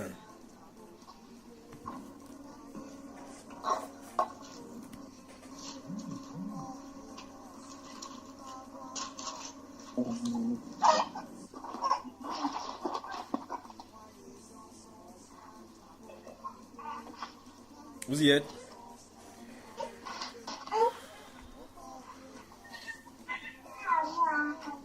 Ésaïe le chapitre 1. Il y a des enfants qui bavattent chez quelqu'un. Le frère Benjamin, toi-même tu as des enfants? Pas encore fait. Alors, mais avant de répondre à cette question, vous serez surpris justement que dans ce livre d'Apocalypse au chapitre 11, verset 8, on dit que je ne sais pas. Ah, j'aime le Seigneur. En parlant, et puis le Seigneur dit subitement que ici, dans cette ville-là, qui est appelée dans un sens spirituel, vous parlez de la Bible, et puis il dit, dans un sens spirituel, il dit Sodome et l'Égypte. On s'attendra à ce qu'il dit Sodome et Gomorrhe. Et puis il dit là même où le c'est. Ah mon Dieu. De toute façon, je vais d'abord garder cela. Je vais vous parler avec vous physiquement pour que certaines choses soient dites. Mais je vais seulement glisser. Maintenant, la réponse se trouve dans Ésaïe. Je vais seulement survoler. Le verset 9 est suivant. Puis on va aller à partir du verset 21. Allons-y. Ah, la Bible, si. Si l'Éternel des armées ne nous avait conservé un faible reste, nous serions comme Sodome, nous ressemblerions à Gomorrhe. Écoutez la parole de l'Éternel, chef de Sodome. Prête l'oreille à la loi de notre Dieu, peuple de Gomorrhe. Oui. Qu'ai-je à faire à la multitude de vos sacrifices? Alors, arrêtons-nous là-bas. La parole du Seigneur est adressée à quel peuple?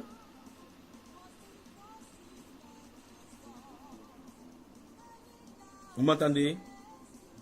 Sodomite et le Gomorrhe. Ok. La question que je vous pose, c'est à cet instant qu'Ésaïe en a de prophétiser. Le peuple de Sodome et Gomorrhe existe-t-il encore? Non. Il s'adresse à quel peuple? Ça s'adresse au peuple d'Israël. Au peuple d'Israël. En les appelant comment? Sodome et Gomorrhe. À l'esprit. Écoutez très attentivement. Il y a des esprits géographiquement localisables et des esprits migratoires. Le phénomène de flux migratoire que vous observez sur la terre est spirituel. Vous allez remarquer que dans... Je ne sais pas si vous me saisissez, si je peux parler et que vous me saisissez ce que je vous l'ai dit. Vous allez remarquer que vous voyagez dans différentes cultures africaines. Vous allez remarquer que vous allez trouver des similitudes dans les croyances de l'idolâtrie. Les peuples qui sont en bordure des mers, vous allez voir qu'ils ont des rituels qui sont similaires. Ceux qui ont des cultes des crânes, vous allez voir qu'ils ont des cultes similaires, bien que les peuples ne se côtoient pas et ne se voient pas. Vous vous posez la question, comment font-ils pour le savoir? Parce que ce sont les mêmes esprits qui inspirent cela. Vous voyez, par exemple, la Côte d'Ivoire et le Cameroun. C'est deux pays qui sont jumeaux sur le plan spirituel. Les choses qui arrivent en Côte d'Ivoire, vous voyez, quand l'inondation arrive, la vague là se déplace sur le Cameroun. Quand il y a cette chose là qui va arriver, ça se déplace sur le Cameroun. N'est-ce pas si vous comprenez? La Côte d'Ivoire. Le changement qui va avoir lieu sur le Cameroun, le changement de régime, il va y avoir aussi un changement en Côte d'Ivoire. La chose est en train d'être présentée, mais vous ne voyez pas en réalité l'esprit qui se trouve derrière. Ça veut dire que, et le Seigneur a dit dans le livre de Luc chapitre 17, que ce qui s'est passé du temps de Sodome et Gomorrhe va se représenter à la fin du temps, pas vrai?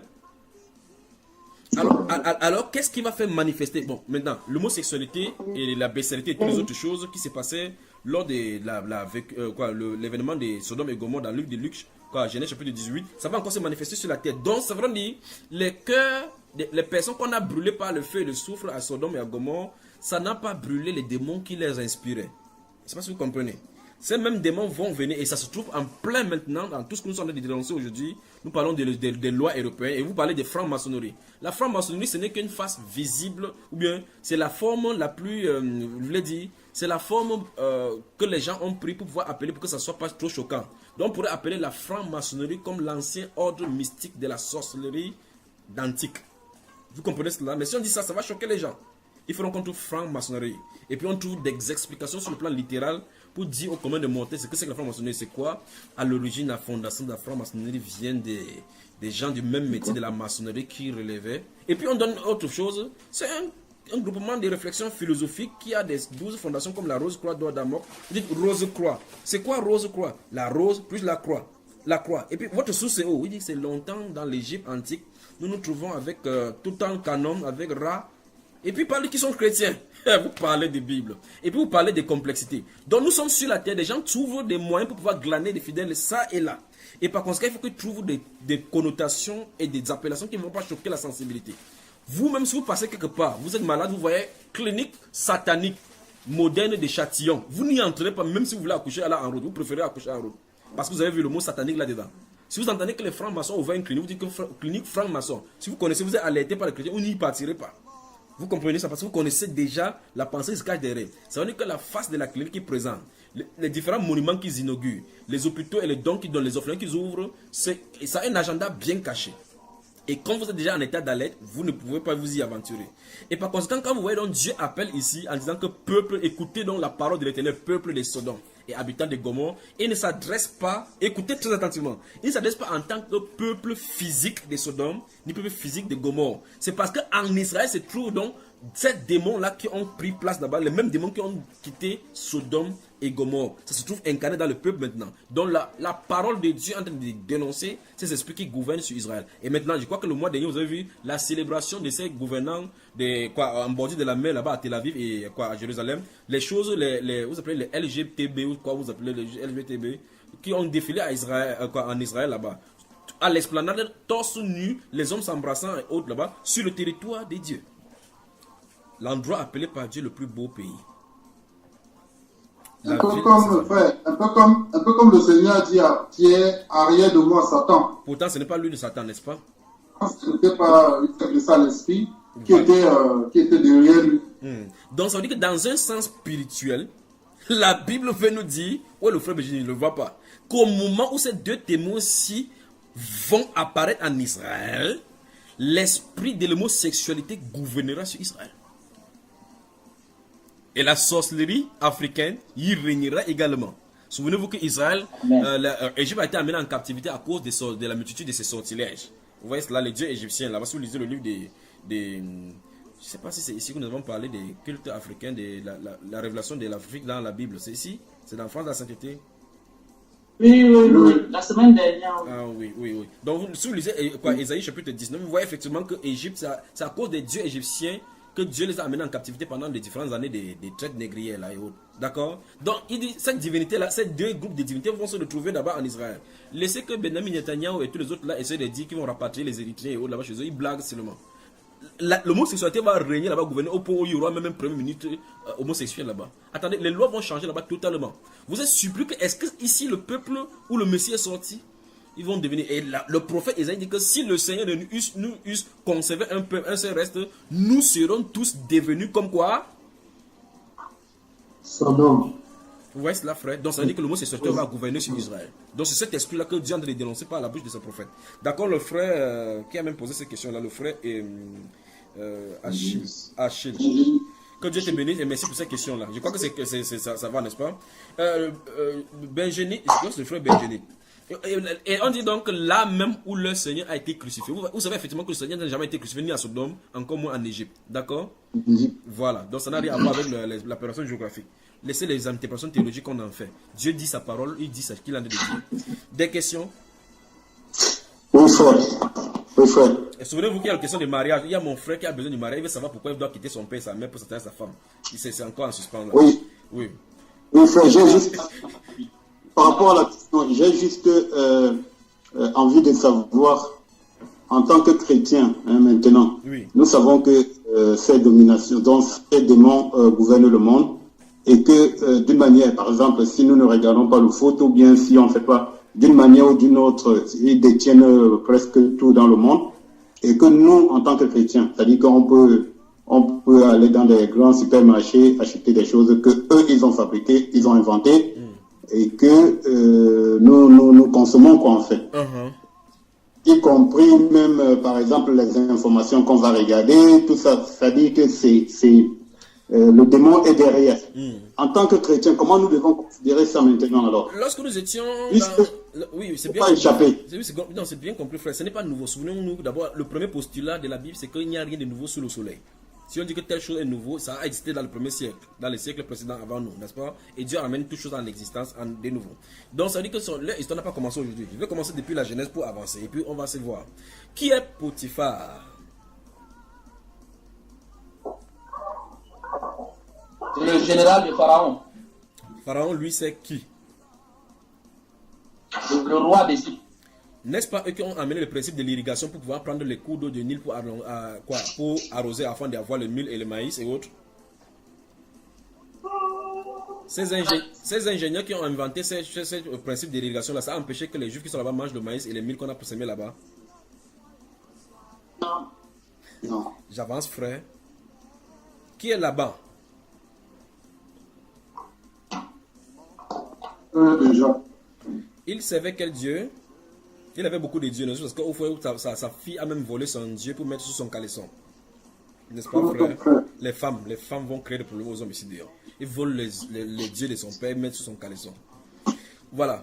Après, on va dire qu'elle a les règles douloureuses. Mais, alors, je pose la question en laissant les femmes maintenant. Là-bas, servait quel Dieu? Il servait ses dieux. Et Jacob, qui est le prophète de Dieu sur la terre en ce moment-là, servait quel Dieu? Pardon? Jacob, lui, servait quel Dieu? Il servait le Dieu d'Israël. Mais ça n'a pas empêché qu'il pas habiter chez Laban. N'est-ce pas? Tout à fait. Le servir en prenant ses propres moutons jusqu'à ce qu'il sortit avec les grandes richesses, n'est-ce pas, frère? Tout à fait. On continue comme ça avec Moïse. L'éducation, la formation militaire qu'on lui a donnée, des hautes classes et des hautes classes, a été donnée par qui?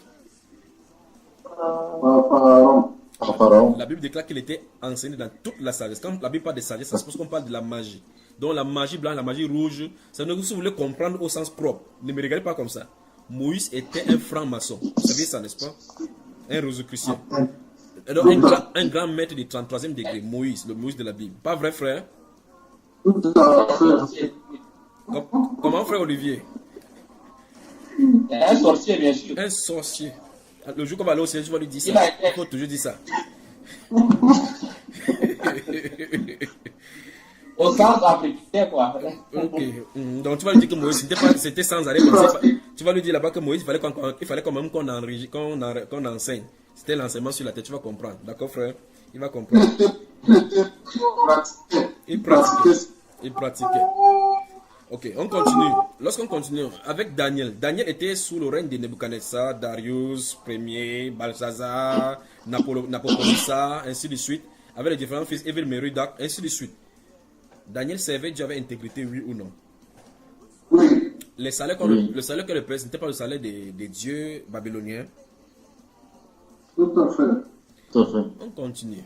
On peut continuer, frère. Oui. Vous compris, frère? Non, c'est compris, non? Oui. Ok. Mais la question, donc si je comprends très bien, ça veut dire que nous devons tout simplement être conscients de notre position, en fait. Et prendre justement position. C'est pour ça que la Bible déclare que ceux qui usent du monde comme n'en usant pas. Gardez bien ce mot à l'esprit. Que ceux qui usent du monde comme n'en usant pas. La Bible déclare que tout est à nous. En réalité, tout est pour nous. Tout est à nous. Mais on ne doit pas se laisser assaillir par quoi que ce soit. Toute chose qui vient dans notre vie se présente à nous et que nous voyons que ça va nous pousser à quitter la direction du Seigneur, ou mieux encore, à nous faire nous compromettre sur une loi de Dieu. C'est un ennemi pour nous. Vous devez comprendre cela. Vous devez vous amener de cette pensée-là. Si une chose vous est présentée dans la nature, quel que soit le domaine, et ça vous amène à quitter d'une façon ou d'une autre les lois du Seigneur, c'est un ennemi. Tout à fait. Et je voulais pas compléter pour le frère Pierre. En fait, quand le Seigneur nous dit, je vous ai choisi du milieu du monde, vous êtes dans le monde, mais vous n'êtes pas du monde. Oui. En fait, c'est pour nous inciter à sortir d'un système. Oui. En fait, c'est une pensée, en fait. Oui. Parce que, comme l'apôtre Paul dit, il faudrait carrément quitter le monde. On ne peut pas. On ne peut pas, on est encore dans la chair, on vit encore. Voilà. Amen. En fait, si j'ai posé cette question, c'est pour éloigner parfois des culpabilités, en fait. C'est-à-dire que, en passant, tu peux jeter un coup d'œil sur un match de foot qui est en train de faire passer, mais tu n'as pas bravo la France, bravo la Coupe du Monde, bravo. On a très bien compris, d'accord, frère? Tu es pardonné, tu es déclaré non coupable à l'issue d'avoir regardé la finale de la Coupe du Monde. Voilà. On continue. Non, c'est pas, j'ai pas regardé la Coupe du Monde entièrement. Ouais. Par exemple, on a un employeur, je donne un autre exemple, on a un employeur qui est franc-maçon, mais il fait son travail d'employeur, toi tu fais ton travail d'employé. Oui. Bon, maintenant, étant conscient de ça, on peut être mal à l'aise. Oui. Donc, justement, avec toutes les réponses que tu as données par rapport en fonction de la parole de Dieu, oui. Ça enlève cette partie, cette culpabilité qu'on peut souvent avoir dans un autre, en fait. Oui. Donc, c'était un peu l'éclaircissement que je voulais. Voilà, complétons cela avec, avec les maîtres, les employés qui sont des francs-maçons, qui sont des caractères difficiles. Allons dans le livre d'Éphésiens au chapitre 6, prenons cela, lisons pour sortir de cette question-là.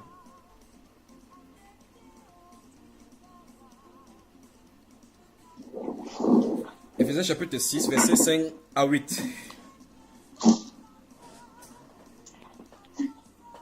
Là maintenant, ceux des groupes allemands de la sainteté, nous sommes en train d'empiéter maintenant sur leur temps maintenant. Ils sont en train de persécuter avec les appels. Je crois que certains d'entre vous, vous en train de voir, vous qui y êtes connectés également, vous en train de voir ça. C'est pas un problème, ils ont un représentant parmi nous. Ils ont un représentant parmi nous. Qui prend la parole. Donc, mon frère, tu as dit au frère Benjamin de quitter le groupe pour aller voir son groupe. qu'il écoute et il leur enseigne après. Ah, il leur a enseigné. Donc, ça veut dire qu'ils ont les mêmes enseignements.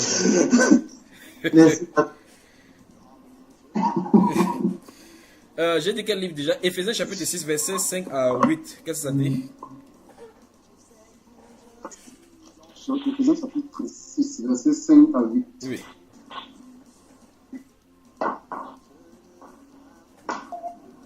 Serviteurs, obéissez à vos maîtres selon la chair, avec crainte et tremblement, dans la simplicité de votre cœur, comme à Christ. Ne les servant sous leurs yeux, comme cherchant à plaire aux autres, mais comme un cœur rempli, avec une conséquence. Sachant que chacun. C'est désagréable. La connexion n'est pas bonne du tout. Si c'est chez moi, c'est pas bon. La lecture n'est pas fluide parce que la connexion, on écrit sur moi, qualité du réseau médiocre. Donc je ne sais pas si chez vous c'est la même chose. Donc je n'étais pas entendu successivement dans la lecture. Donc recommençons encore, frère. Oui, tu lis alors, non? C'est pas apparemment ta connexion est meilleure. Oui. Alors, Éphésiens 6, à partir du verset 5. Serviteurs, obéissez à vos maîtres selon la chair, avec crainte et tremblement, dans la simplicité de votre cœur, comme à Christ, non pas seulement sous leurs yeux, comme pour plaire aux hommes, mais comme des serviteurs de Christ, qui font de bon cœur la volonté de Dieu. Servez-les avec empressement, comme servant le Seigneur et non des hommes, sachant que chacun, soit esclave, soit libre, recevra du Seigneur selon ce qu'il aura fait de bien. Et vous, maîtres, agissez de même à leur égard.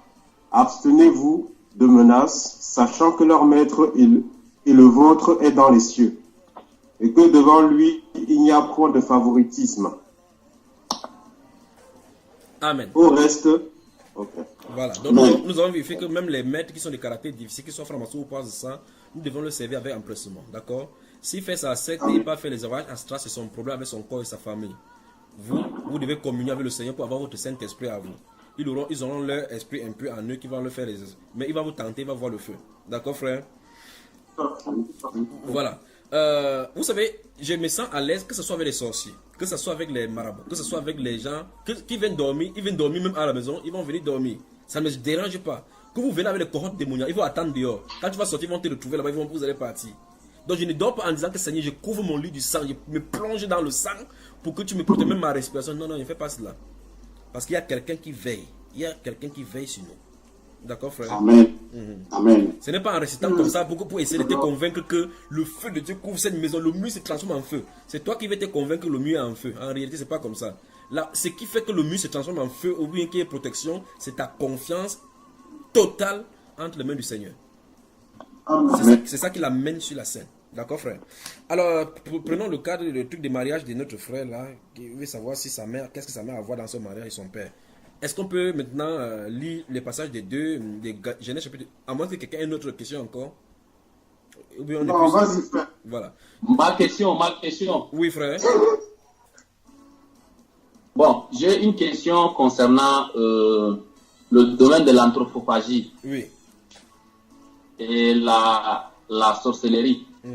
Généralement, on dit que les anthropophages saisissent l'esprit, comment on appelle. Je voudrais savoir comment ça se passe. Oui. Bon, qui est sorcier ici, frère? Pourquoi tu te demandes comment ça se passe? Non. Cite la personne à qui tu en as indiqué cela. Cite la personne à qui tu t'adresses pour qu'il sache. Tu en es d'accuser quelqu'un ici de sorcier parce qu'il doit nous dire comment il pratique ça. Est-ce que tu es sur le bon groupe, frère? Je l'accuse ok bien, parce que c'est une question que je me posais par pratique. Tu n'es pas sur le bon groupe. C'est pas le bon groupe pour poser la question. Donc il y a le groupe sorcier dans la sainteté, peut-être qu'il faut créer. Non, il n'y a pas. Il n'y a pas du tout. C'est juste pour savoir, est-ce que la lumière des Écritures, comment est-ce que Dieu décrit certains trucs, comment le monde spirituel, ça veut dire de l'anthropophagie, c'est pour savoir, même si on a d'expérience, parce qu'il y a le monde qui conçoit aussi, le monde a une opinion. Moi, je ne sais pas, traditionnellement, chez nous, on dit quoi? Que les sorciers, par les anthropophages, quand ils veulent attaquer, ils saisissent l'esprit des gens et ils mangent, c'est ce qu'on dit. Donc, je voudrais voir comment ce monde spirituel, ça marche, quoi. Bon. L'esprit de l'homme est constitué par quel genre de matière?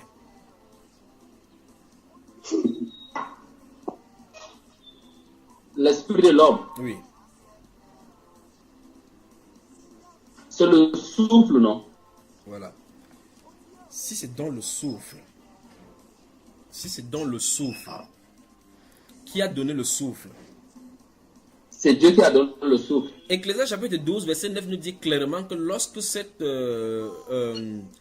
lorsque le fil de l'homme est coupé, l'esprit va où? L'esprit, pardon? Lorsque le fil est coupé sur la terre, dit la Bible, où se dirige l'esprit? L'esprit répare à Dieu. Donc ça veut dire que les anthropophages que tu as de parler là, c'est le mensonge. Ce n'est pas l'esprit qui saisit pour manger. D'accord? Bien que le droit leur a été donné par Dieu de vivre de notre vie. Tu mangeras tous les jours la poussière. D'accord, frère? Oui. Voilà. Donc maintenant les dimensions de l'homme, les différentes dimensions de l'homme des corps. Je ne parle pas des différents corps éthériques, des corps de conscience et autres là-bas, dont on parle les cercles ésotériques. Non, je ne parle pas de cela. Je parle des trois que la Bible nous enseigne. L'âme, le corps et l'esprit ont trois destinations différentes à leur séparation. Mais maintenant, ceux qui travaillent dans leur corps pour faire le développement personnel sortent de leur corps de façon consciente. On appelle cela le voyage astral dans les mondes supérieurs. Ils appellent ça le monde supérieur. En tout cas, c'est le monde plus inférieur parce que la Bible nous a interdit la collaboration et par conséquent la souillure avec notre corps, avec les démons, avec les esprits. Par conséquent, toute personne qui fait le voyage astral part pour se souiller. C'est pour ça qu'il y a le vieillissement avancé lorsqu'ils retournent dans leur corps. Parce qu'ils ne sont pas... Notre corps est censé vivre dans ce corps-ci. Lorsque vous sortez pour aller dans cette dimension-là, vous rentrez, vous vieillissez.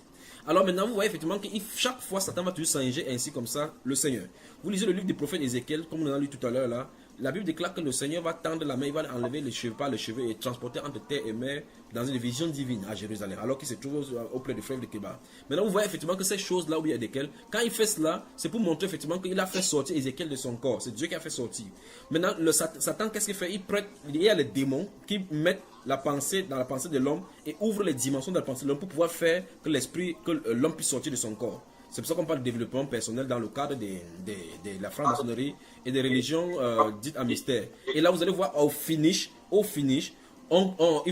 but c'est d'avoir en fait l'immortalité. Parce que l'une des branches de la rose-croix, d'Amok, la rose-croix d'Amok, taxe les autres défauts parce qu'eux, ils ont ce qu'ils appellent le Graal. Ce que vous appelez le sang de Jésus-Christ, le sang le sang d'Osiris, ou bien encore le sang de Nimrod. Vous voyez cela, n'est-ce pas? Ce que vous appelez le Graal. Parce qu'ils ont l'immortalité, ils ont atteint l'immortalité. Le but, c'est le développement personnel pour atteindre l'immortalité. Donc, quand ils entrent dans cette dimension-là, le démon pompe leur corps spirituel au point où ils se trouvent invulnérables avec les autres attaques de petits démons. Ils croient effectivement que leur âme a réalisé ce qu'ils appellent le soi, ou bien ils ont atteint l'étape de la divinité. Ils se croient au-dessus de la maladie, au-dessus de tous les invectives sur le cas humain que nous retrouvons. Par conséquent, Satan les trompe à monter échelon par échelon pour développer leur corps spirituel. Le développement de leur corps spirituel, ils entendent des pouvoirs, ils ne savent pas que ces pouvoirs qu'ils reçoivent là sont des démons qui viennent habiter dans leur corps. Prenez tout simplement un exemple dans la Bible, dans le livre de Marc au chapitre 5, vous voyez, nous y voyons un homme de cette foule de Gadarésiens qui était plein de démons au nombre de moins 6000. Alors, il y a un cri là. Il y a un cri. Vous ne vous posez pas la question comment 6000 démons. Je vous pose la question.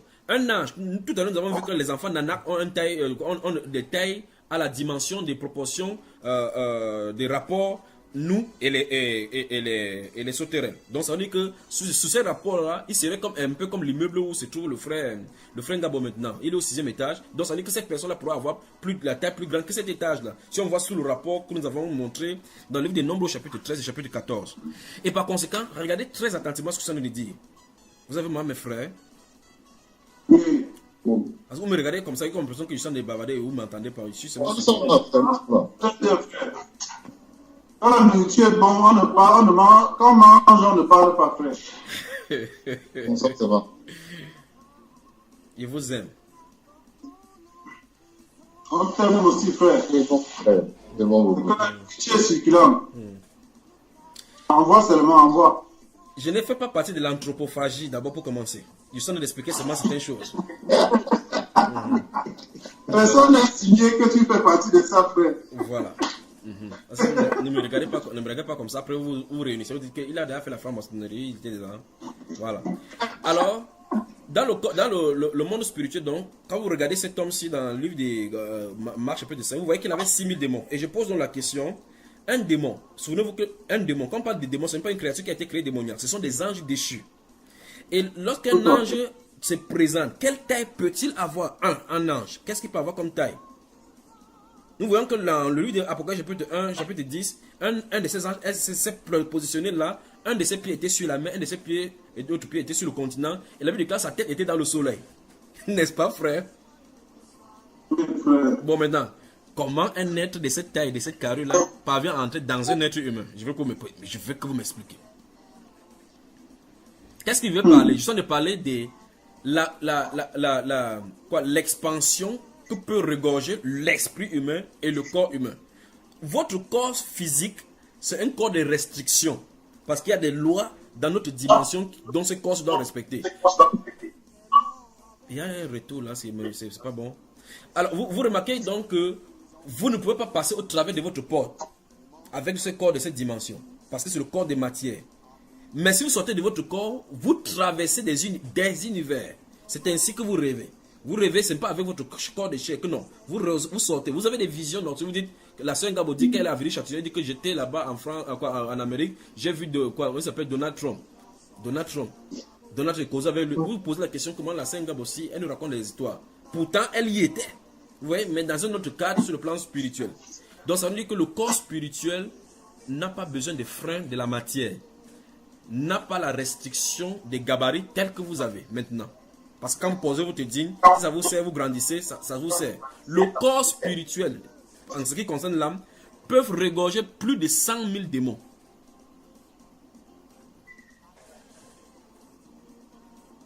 Vous entendez ça, frère? Ok. Maintenant, je peux avancer maintenant. Et par conséquent, les sorciers ne capturent pas l'esprit des gens, mais l'âme. C'est l'âme qui est le problème. D'accord? C'est l'âme qui est le problème.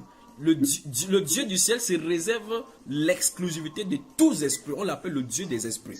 Que ce soit sorcier ou pas, c'est lui qui donne l'esprit. Et c'est lui qui retourne. Il retourne à lui. Ne me posez pas la question que l'esprit d'un sorcier, quand il part au Seigneur, il devient frère. Je ne connais pas. La Bible déclare que l'esprit retourne à Dieu. D'accord, frère? C'est l'âme maintenant qui est le sujet de discussion. Jésus a dit que servirait-il un homme de garder tout le monde entier s'il perdait quoi? Son âme. Il ne dit pas qu'il va perdre son esprit parce que l'esprit ne peut pas être perdu.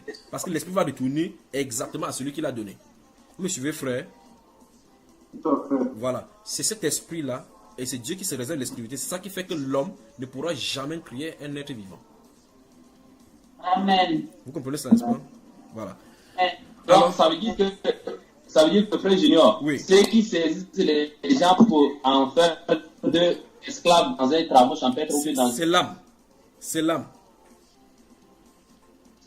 Là, frère. Oui. Je ne sais pas si l'explication déjà concernant la question du frère est finie parce que... Il n'a pas fini parce qu'il voulait dire quelque chose. Ok. Pour ceux qui sont partis de la religion...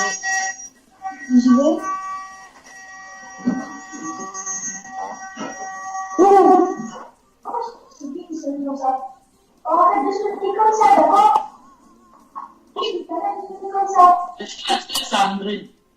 Qui n'est pas là? Ils ne sont pas comme ça d'habitude.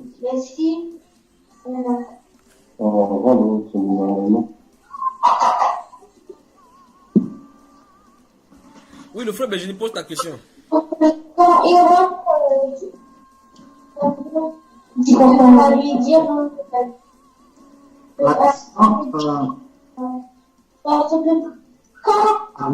sont avec et après, ils voulaient remonter. Il y a une chez la sœur Hélène là. Par exemple, moi longtemps.